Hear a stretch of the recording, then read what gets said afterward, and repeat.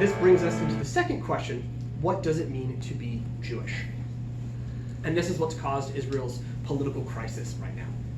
Okay, so when we're talking about Jewish identity in Israel, the government has sent strongly mixed messages in history.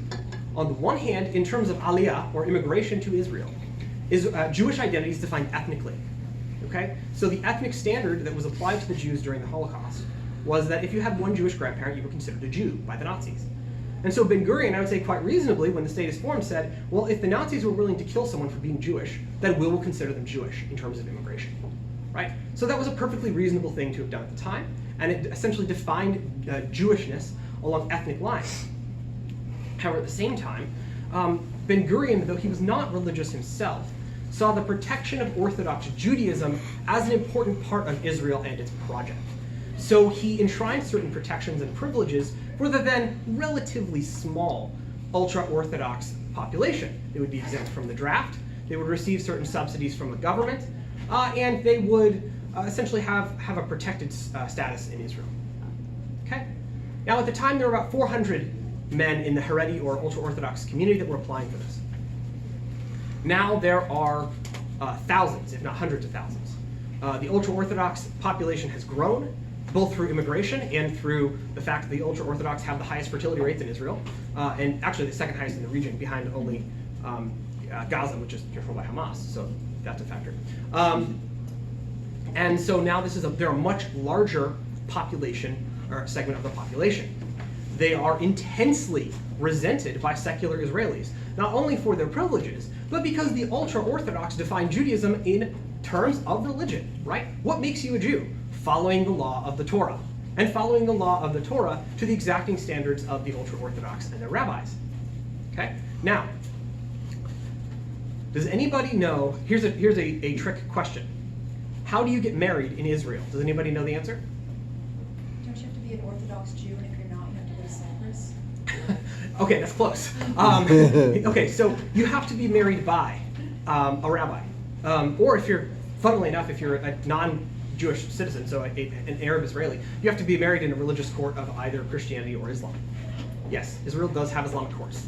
We can talk about that more later if somebody's interested in it, but that's a funny little thing, and you can actually look it up and find the Israeli Islamic courts on their justice ministry.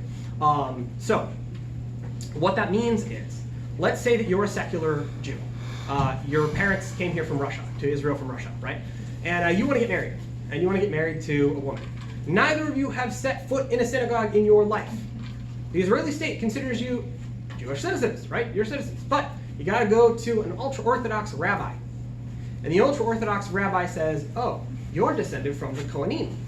And by our Torah law, this woman that you want to marry is not Jewish. Because according to the Torah, Jewish descent has to come from the mother, right?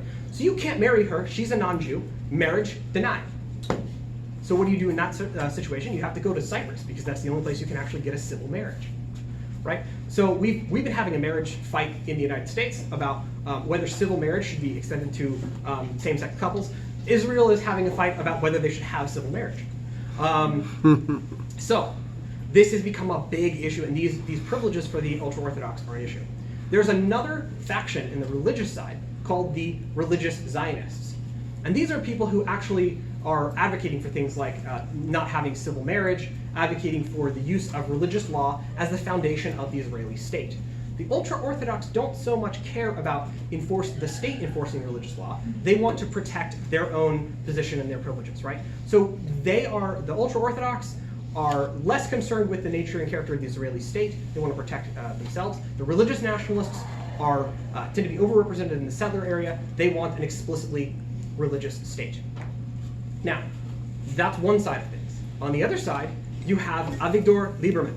And Avigdor Lieberman is also a nationalist, but he represents the Russian Jewish community who came in the 1980s and 1990s, and he is an ethnic nationalist. So he defines Judaism in ethnic terms. What makes you a Jew? Ethnicity, right? So he's very skeptical of, and in fact has in the past explicitly said that he does not think Arabs can truly be good citizens of Israel, right? He assumes that there's dual loyalties and wants all Arab citizens of Israel to take loyalty oaths. On the other hand, he's also very against the privileges of the religious because they cut against his definition of the state as an ethnic nationalist state. So he wants the state to be fully secularized.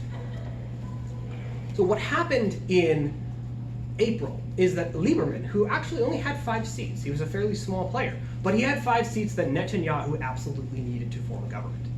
And so Lieberman basically came back to Netanyahu and said, okay, you want immunity from prosecution? That's fine. I want essentially the secularization of Israel, right? We need to talk about the fact that these Haredi men are not getting drafted. We need to talk about civil marriage. We need to talk about the fact that there's no public transportation on Shabbat, because there's no public transportation in Israel on Shabbat, like at all.